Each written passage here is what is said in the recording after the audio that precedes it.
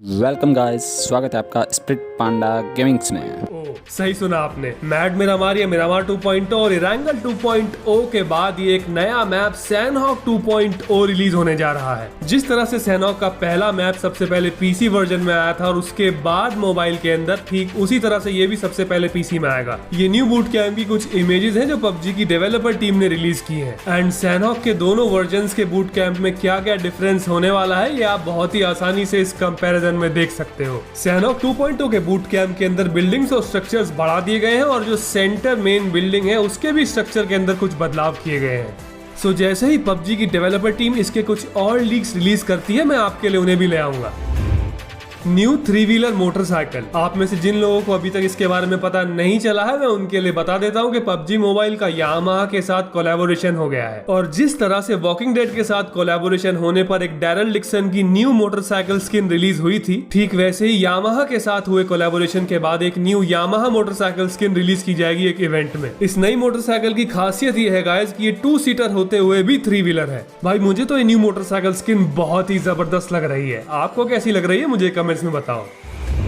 New and improved instant ban feature. इस feature को use करते हुए हम प्लेयर को एक पूरे मैच से बैन करवा सकते हैं। गाइस ये वाला फीचर तो पबजी मोबाइल में ऑलरेडी रिलीज किया जा चुका है, इसलिए आप में से कुछ लोग तो इसके बारे में पक्का जानते होंगे। लेकिन हैरान कर देने वाली बात तो यह है कि इस फीचर के रिलीज होने के बाद भी ऐसे बहुत सारे पबजी मोबाइल प्लेयर्स हैं जो इसके बारे में अब तक नहीं जानते हैं। तो अगर आप भी उन कुछ स्पेशल प्लेयर्स में से एक हो जो इस फीचर के बारे में पहले से ही जानते थे, तो मुझे इसके बारे में कमेंट्स में जरूर बताना। और जो प्लेयर्स नहीं जानते हैं उनके लिए फटाक से देख लेते हैं कि इंस्टेंट बैन फीचर किस तरह से वर्क करता है। अगर किसी भी क्लासिक मैच के दौरान हमारा कोई भी इरिटेटिंग टीममेट हमें नॉक या फिनिश करने की कोशिश करता है, तो ये तो आप जानते ही हो कि यस सेलेक्ट करने से हम अपनी क्रेट को लॉक कर देंगे और पूरे मैच में कोई भी प्लेयर हमारी क्रेट में से कोई आइटम निकाल नहीं पाएगा। और हो सकता है ये भी आप जानते हो कि हमारे पास कुछ इस तरह का एक ऑप्शन है जिसको ओके प्रेस करने से हम उस टीममेट की मेरिट को भी ड्रॉप कर सकते हैं। एंड अगर एक से ज्यादा टीममेट ने उसकी मेरिट ड्रॉप कर दी तो वो आगे आने वाले कुछ क्लासिक मैचेस स्क्वाड मोड में खेल ही नहीं पाएगा। लेकिन इन दोनों एग्जिस्टिंग फीचर्स के अलावा ऐसा एक और अमेजिंग फीचर है गाइस, जिसको यूज करते हुए आप अपने किसी भी टीममेट को बैन कर पाओगे जिसने आपको मारने की कोशिश की। और इसके लिए आपको बस इतना करना है कि अगर आपको आपका कोई भी इरिटेटिंग टीममेट नॉक करता है तो आपको रिवाइव नहीं होना है, क्योंकि अगर आप उस मैच में मारे भी जाओगे तो आपकी रेटिंग पर कोई नेगेटिव इंपैक्ट नहीं पड़ेगा। और जैसे ही आपका कैरेक्टर ब्लीड आउट होने के बाद फिनिश हो जाए, बस आपको रिपोर्ट ऑप्शन पर जाना है और लिस्ट में से उस इरिटेटिंग टीममेट का नेम सेलेक्ट कर लेना है जिसने आपको नॉक किया था। फिर आपको एक ग्रीफिंग ऑप्शन सेलेक्ट करने के बाद ओके प्रेस कर देना है और आपका वो शैतान टीममेट जहां भी होगा वहीं फ्रीज हो जाएगा। अगर वो क्लासिक मैच में किसी व्हीकल के अंदर भी बैठा हुआ कहीं जा रहा होगा तो भी उसका कैरेक्टर उस व्हीकल में से कूद जाएगा और जहां पर है वहीं फ्रीज हो जाएगा। और उस प्लेयर को अपनी स्क्रीन पर साफ साफ ये मैसेज बड़े बड़े अक्षरों में दिख जाएगा कि उसने इस मैच में जो बहुत बड़ी गलती की है उसकी वजह से उसे बैन कर दिया है आपने। गाइस ये अमेजिंग इंस्टेंट बैन फीचर हर उस इरिटेटिंग और शैतान टीममेट के मुंह पर एक करारा चांटा है जो अपने टीममेट्स को मैच में खामखा नॉक करते हैं। और एक मैच से बैन हो जाने के बाद वो टीममेट फिर आपको तो क्या दोबारा जिंदगी में लौटकर किसी को भी नॉक करने की कोशिश नहीं कर पाएगा।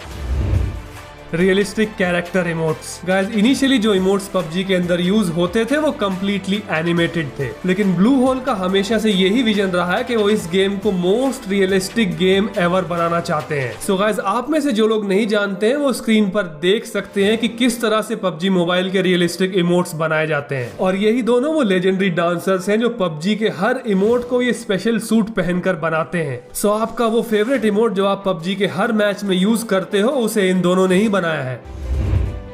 Season 14 new event burning man mode. आपको याद होगा इस इवेंट के कुछ लीक्स मैंने आपको पिछले वीडियोस के अंदर भी दिखाए थे, लेकिन वो सब सिर्फ इरांगल मैप के ऊपर थे और ये न्यू मोड मिरामार मैप के अंदर भी आने वाला है। एक्चुअली ये new event burning man mode based है एक बर्निंग मैन फेस्टिवल के ऊपर। ये बर्निंग मैन फेस्टिवल अमेरिका में सेलिब्रेट किया जाता है और इसीलिए ये बर्निंग मैन मोड रिलीज होने वाला है। अब क्योंकि सीजन 14 का अपडेट 0.19.07 जुलाई को रिलीज होने वाला है, तो ये new burning man mode event भी 7 जुलाई से लेकर 29 जुलाई के बीच में ही आएगा।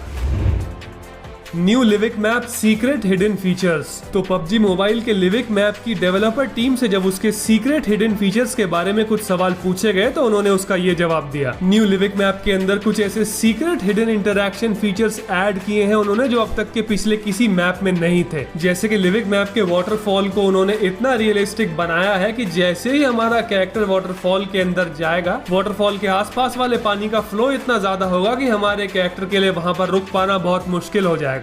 ठीक वैसे ही जैसे रियल वाटरफॉल्स में होता है। या फिर ये कि वाटरफॉल के पास एक सीक्रेट लोकेशन में कुछ मोटर बोट्स भी स्पॉन होंगी और इन मोटर बोट्स को यूज करते हम यहाँ पर स्टंट भी मार सकते हैं और नीचे लूट कर रहे एनिमी पर सरप्राइज अटैक भी कर पाएंगे। सो ऐसे ही और भी बहुत सारे छोटे छोटे new secret hidden features add किए गए हैं इस न्यू लिविक मैप के अंदर। जैसे ही बाकी के फीचर्स मुझे पता चलते हैं मैं आपको उनके बारे में भी बता दूंगा। New and improved super explosives. Future में हमें पबजी मोबाइल में ऐसे खतरनाक एक्सप्लोसिव आइटम्स यूज करने के लिए मिलने वाले हैं जिनका डैमेज अभी के एग्जिस्टिंग आइटम्स के मुकाबले बहुत ज्यादा होगा। ये improved super explosives PUBG PC में रिलीज कर दिए गए हैं और पबजी मोबाइल टीम ने भी इनके बारे में अनाउंसमेंट कर दी है। तो गाइस ये अब तय हो चुका है कि C4 या फिर इसके जैसे और भी सुपर एक्सप्लोसिव्स इरेंगल 2.0 मैप के आ जाने के बाद पबजी मोबाइल में भी रिलीज किए जाएंगे। मेरा मतलब है ग्लोबल वर्जन में, क्योंकि चाइनीज वर्जन में तो ऑलरेडी इरेंगल 2.0 रिलीज हो चुका है। Update 0.19.0 auto pickup scope feature. ये ऑटो पिकअप स्कोप एक ऐसा खराब फीचर है जिसे हटाने की मांग पबजी मोबाइल में बहुत वक्त से हो रही थी। एंड अपडेट 0.19.0 जिसकी रिलीज डेट 7 जुलाई है उसके अंदर ये फीचर इम्प्रूव कर दिया गया है। इस फीचर के आ जाने के बाद हम जैसे ही सेटिंग्स में से इस ऑप्शन को डिसेबल कर देंगे गाइस, ऑटो पिकअप स्कोप के इशू से हमें छुटकारा मिल जाएगा।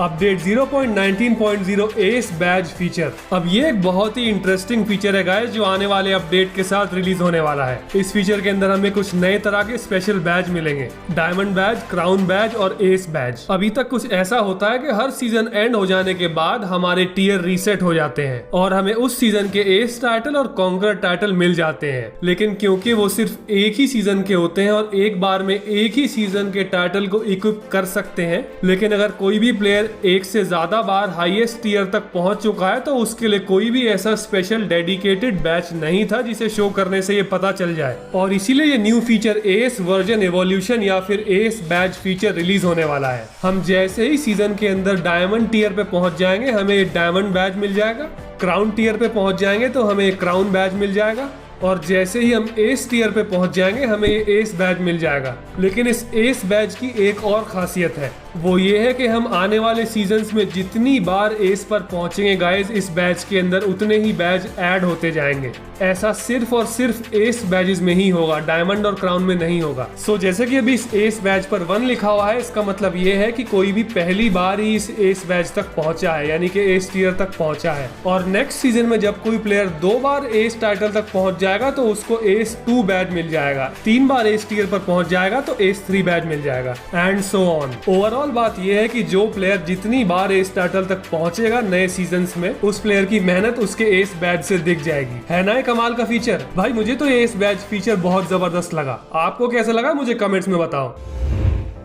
Update 0.19.0 3D emoji bubble feature. ये amazing feature guys new update के चीयर पार्क के अंदर आया है। हमारी नॉर्मल इमोट स्क्रीन के सेंटर में ये फीचर भी ऐड कर दिया गया है। यहाँ से हम चीयर पार्क के अंदर आकर अपने इमोट्स और इमोजीज को स्विच कर पाएंगे और न्यू अपडेट में हमें कुछ इस तरह के 3D इमोजी बबल्स यूज करने के लिए मिलेंगे। अपडेट 0.19.0 के पैच नोट्स में क्लियरली मेंशन्ड है कि ये स्पेशल फीचर सिर्फ चीयर पार्क के अंदर ही आया है और अगर ये न्यू इमोजी बबल फीचर किसी और मोड के अंदर भी ऐड किया जाएगा तो मैं आपको उसके बारे में भी बता दूंगा। इन्वेंट्री में जिस तरह से इमोट्स का सेक्शन होता है ठीक उसी तरह से ये इमोजीज का सेक्शन भी ऐड कर दिया गया है और अपडेट 0.19.0 में आप यहाँ से अपने इमोजीज सेलेक्ट कर पाओगे। इनमें से कुछ इमोजी तो बहुत ही ज्यादा फनी है, लेकिन इनके अलावा और भी बहुत सारे इमोजीज अपडेट आ जाने के बाद ऐड किए जाएंगे, क्योंकि ये जो इमोजीज आप अभी देख रहे हो ये बेटा वर्जन के फ्री इमोजीज हैं। सो ऑफिशियल अपडेट आ जाने के बाद हमें ये पता चल जाएगा कि कौन कौन से इमोजीज ऐड किए जाने वाले हैं चीयर पार्क के लिए। आई होप आपको आज का वीडियो पसंद आया हो, सो प्लीज लाइक का बटन जरूर दबा के जाना और मैं लेकर आता हूँ आपके लिए इसी तरह का एक और अमेजिंग वीडियो।